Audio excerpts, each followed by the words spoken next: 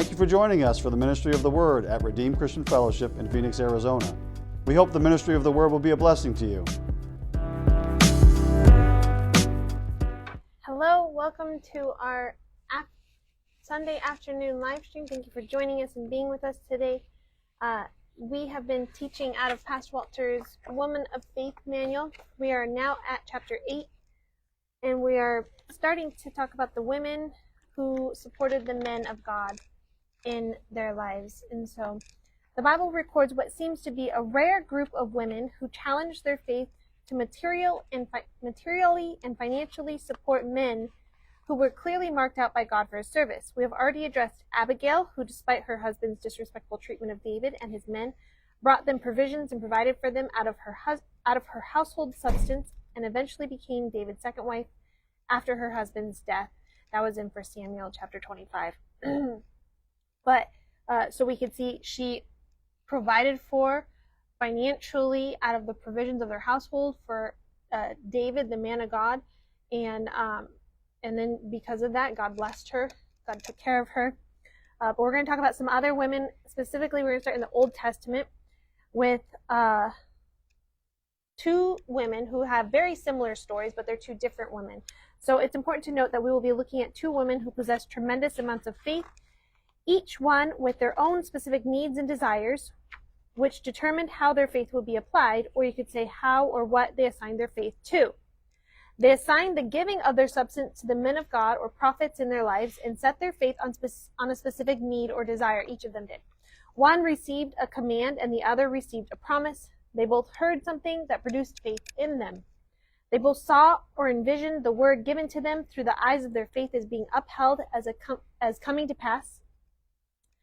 And they both overcame all hindrances to their faith and were able to function independent of their physical senses, including their sight, as well as their thoughts and emotions, and they both received miraculous results. They both had circumstances that presented themselves against what they were told and what they knew to do, or even different attacks that happened in their life, and they both kept their faith. They received their wants, needs, and desires, as well as having received their sons back to life after sickness took them, both of them. It's interesting that both of them did what they knew in their heart or were told to do by taking care of the man of God, and they both had a terrible circumstance of losing their sons, but they received them back to life. It's interesting. So something to be aware of is that we shouldn't ever be caught off guard or discouraged when our faith in God is questioned by unpleasant events in our lives, and think that God is punishing us or revisiting the sins of our past. And I think a lot of times we're tempted with that to be like, what did I do wrong that caused this to happen in my life? Don't go there. Don't go there unless you know for a fact that you messed up and you need to repent. But for instance, the attacks didn't come because these Old Testament women did something wrong. It is because they did something right. It is to be remembered when things go wrong in our lives and we have been obedient to the Lord. So that's the key determining factor. If you've been obedient to the Lord, you know you didn't do something wrong that caused you to receive a consequence. And have acted by faith, the same thing applies to us. We should know that it's the enemy of our faith trying to discourage us and get us to question our ability to hear from God so that we abandon our trust in Him. Know that anything that our enemy can throw at us can be overcome and overturned by calling on the name of the Lord for assistance. For the Lord Himself will not allow our obedience of faith to be punished by the enemy of our overall life. Both of these Old Testament women seem to have possessed, valued, and were very aware of their inward or heart life. They put a priority on following and obeying their hearts. The response to the inward activity of their heart or spirit shows that they were not only aware, but took their inward experiences as a reality and something to act on, which was to them a very serious matter. It was a priority to them to act on what they knew in their heart to do, to take care of these men of God. It was extremely important to them. And I know even before we were married, we were dating at the time, it was on your heart to take care of the man of God in your life, and you acted on that, and you've been very consistent and faithful from that time up to this point in taking care of the man of God in your life. And God's blessed you tremendously because of it. We're going to start first with the widow woman in 1 Kings. So 1 Kings chapter 17, verses 9 through 17. says, Arise, get thee to Zarephath, which belongeth to Zidon, and dwell there. Behold, I have commanded a widow woman to sustain thee. So he arose and went to Zarephath. And when he came to the gate of the city, behold, the widow woman was there gathering of sticks. And he called to her and said, Fetch me, I pray thee, a little water in a vessel, that I may drink. And as she was going to fetch it, he called to her and said, Bring me, I pray thee, a morsel of bread in thine hand. And she said, As the Lord thy God liveth, I have not a cake, but a handful of meal in a barrel, and a little oil in a cruse. And behold, I am gathering 2 sticks, that I may go in and dress it for me and my son, that we may eat it and die. And Elijah said unto her, Fear not, go and do as thou hast said, but make me thereof a little cake first, and bring it unto me, and after make for thee and for thy son. For thus saith the Lord God of Israel, The barrel of meal shall not waste, neither shall the cruse of oil fail, until the day that the Lord sendeth rain upon the earth. And she went and did according to the saying of Elijah, and she and he and her house did eat many days. And the barrel of meal wasted not, neither did the cruse of oil fail, according to the word of the Lord, which he spake by Elijah.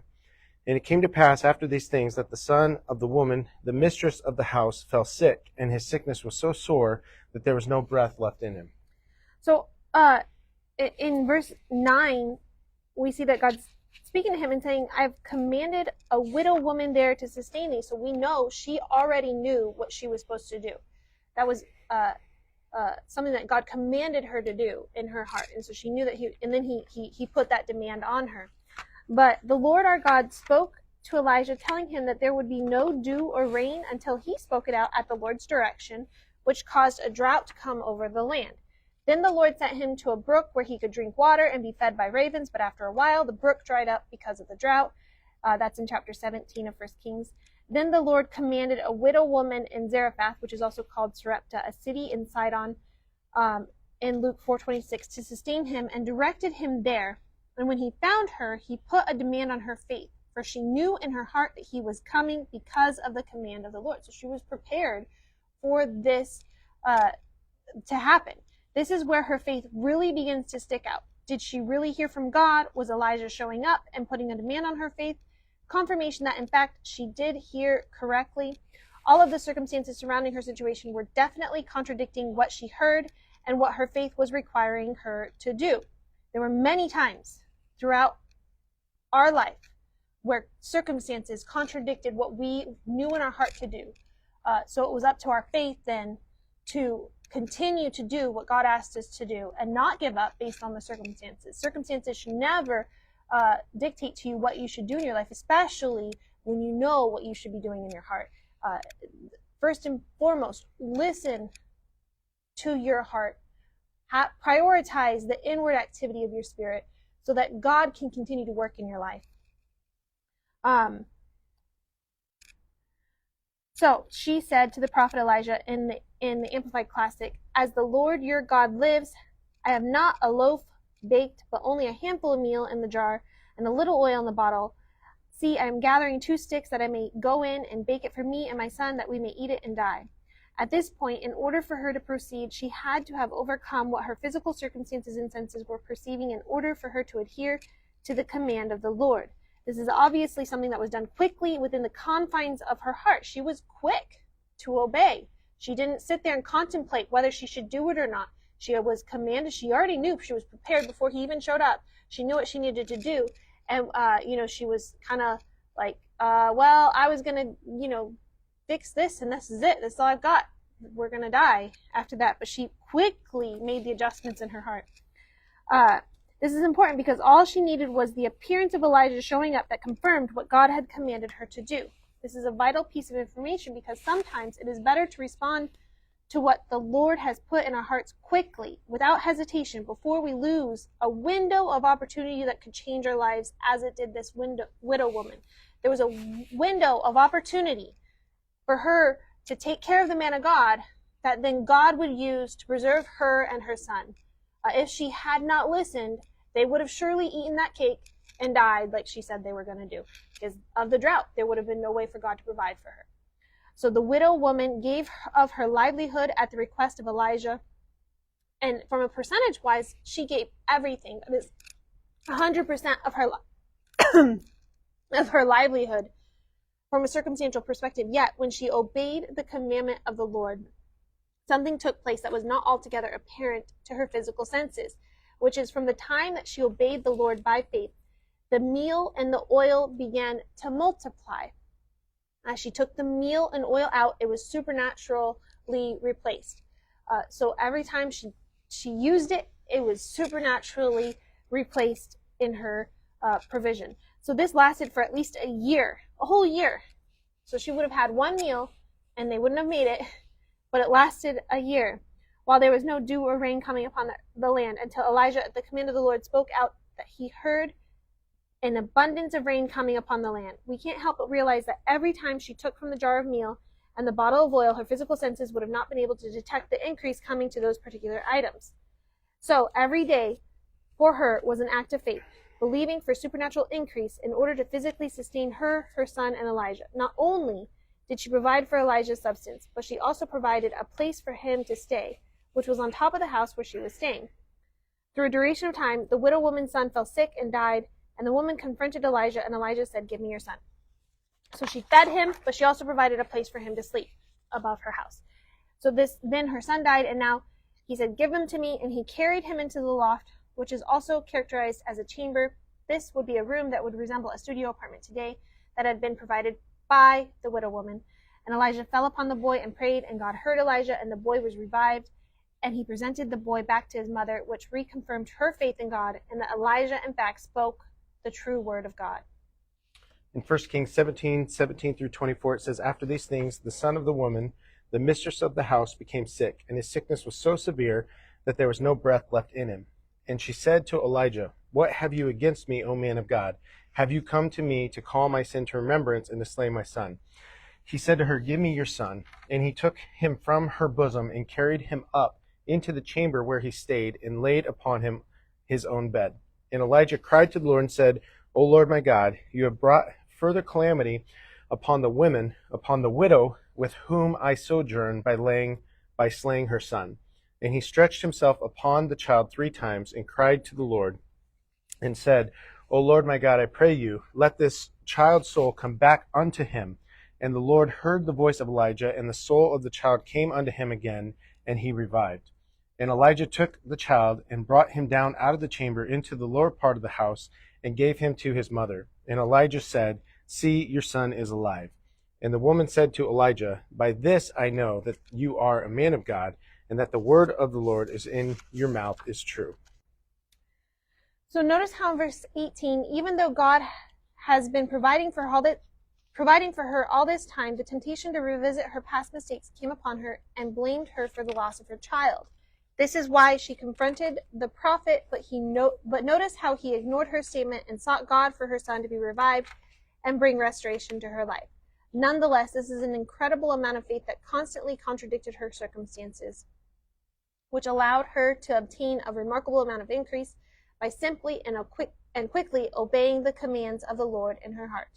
We can learn from this tremendous woman of faith, for she is an example to us all, and not just to women. So not only women can follow her faith, I think women are naturally more inclined to nurture and take care of, but men, as my husband did, are also able to follow her faith and to take care of the man of God, especially the one who feeds them and takes care of them, but they can in turn take care of the man of God in their life and obey the simple things that God puts in their heart to do.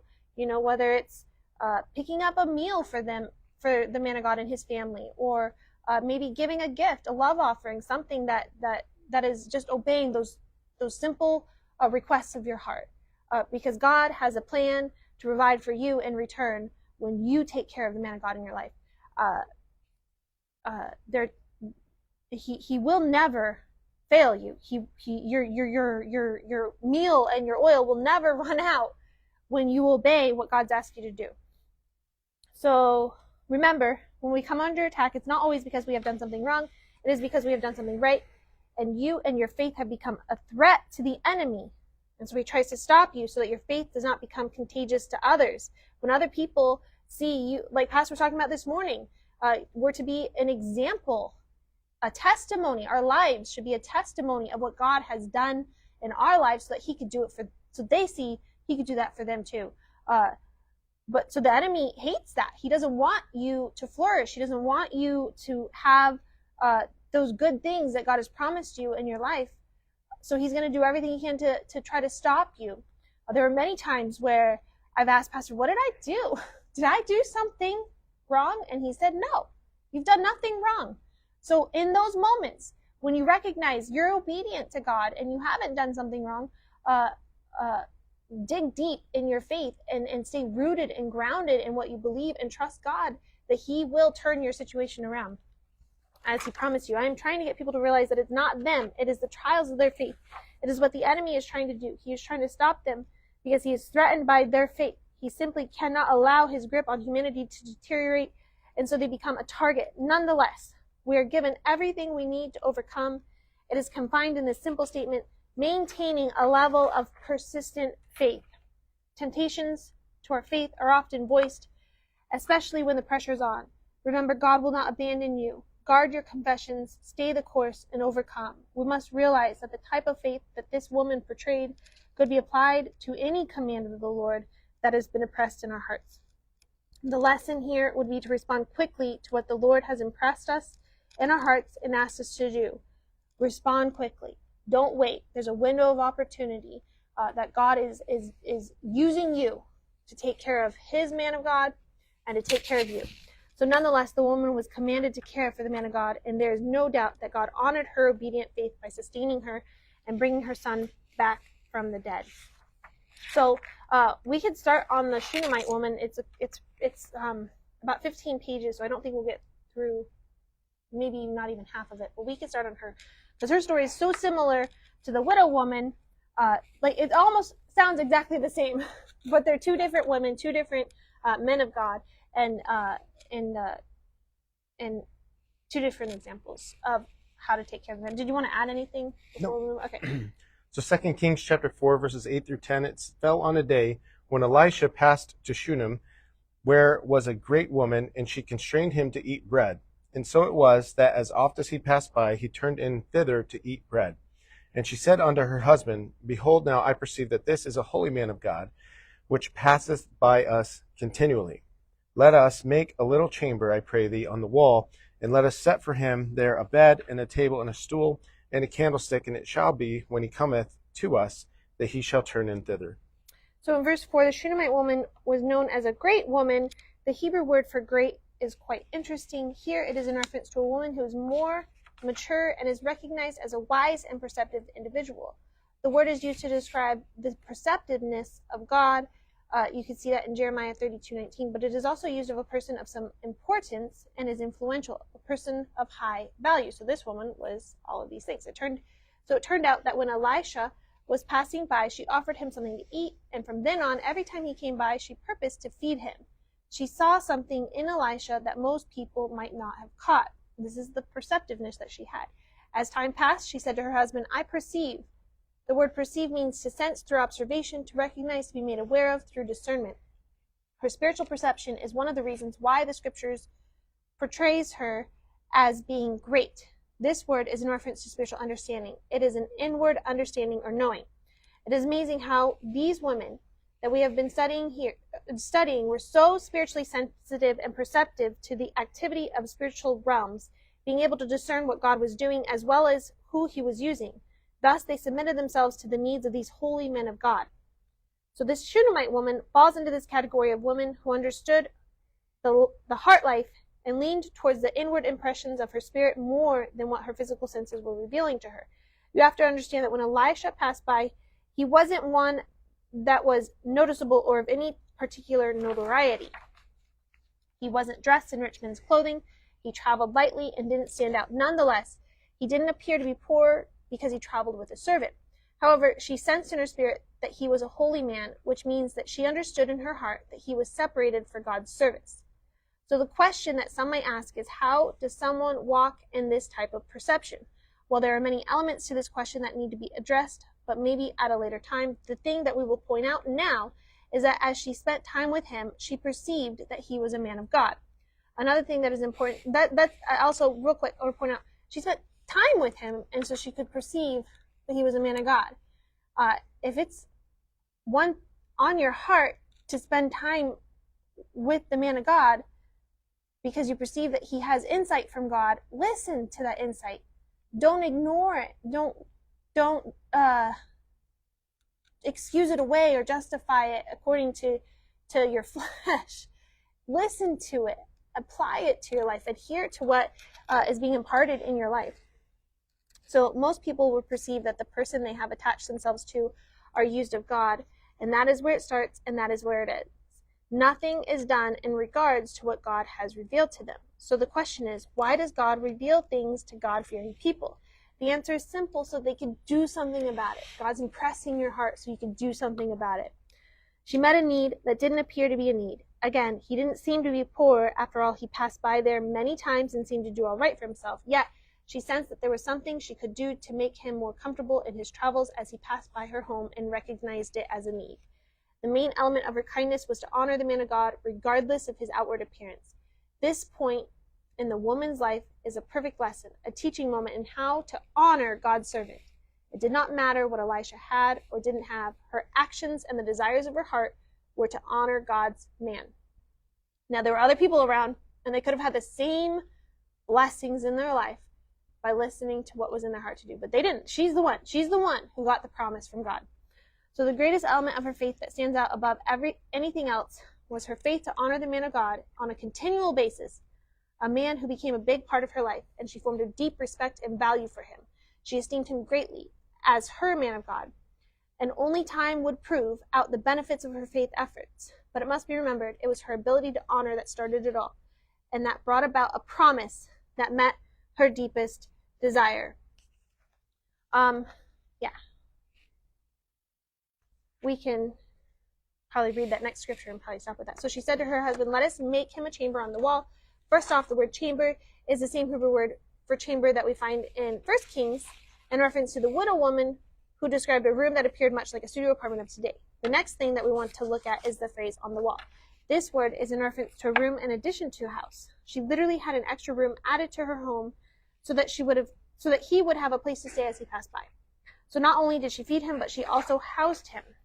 This is a very similar behavior to the widow woman who gave Elijah a room above her house. And the Amplified Bible Classic says, did I say that right? Anyways, says that the room they built for him was on top of their house, which is exactly what the widow woman provided for Elijah, with the small exception that the room she gave him was probably already there. So the widow woman used what she had already available to her, but the Shunammite woman built in a whole additional room on top of her house for Elisha. 2 Kings 4, verse 11 through 17 says, one day he came and turned into the chamber and lay there. And he said to Gehazi, his servant, call the Shunammite. And when he had called her, she stood before him. And he said to Gehazi, say now to her, you have been most painstakingly and reverently concerned for us. What is to be done for you? Would you like to be spoken for to the king or to the commander of the army? She answered, I dwell among my own people. They are sufficient. Later, Elisha said, what then is to be done for her? Gehazi answered, she has no children, and her husband is old. He said, call her. So Gehazi called her, and she stood in the doorway. And Elisha said, at this season, when the time comes around, you shall embrace a son. She said, no, my lord, you man of God, do not lie to your handmaid. But the woman conceived and bore a son at that season the following year, as Elisha had said to her. So we'll pick up here next week because there's quite a bit left in this, but I want real quick you could see that she honored him, she listened to what she perceived and took care of the man of God, gave him a place to rest, gave him food to eat, and then God granted her a promise in return for what she did in obeying her spirit. And then we'll get more into that next week if Pastor is okay with that. Did you want to add anything? There's still a few minutes. No, that's good. God is good. Thank you for joining us and being with us. We love you guys. We will see you later. Bye.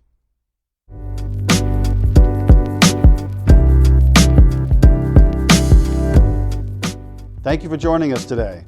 If the ministry of the Word has been a blessing to you, please consider contributing to the work of the ministry at www.redeemedcf.breezechms.com/give/online. You can also text to give by texting the amount you would like to give to 602-962-3848. If you have a testimony of how the ministry of the Word has been a blessing to you, please send us a message on one of our social media platforms. We would love to hear from you. Thank you for your continued support of the work here at Redeemed Christian Fellowship.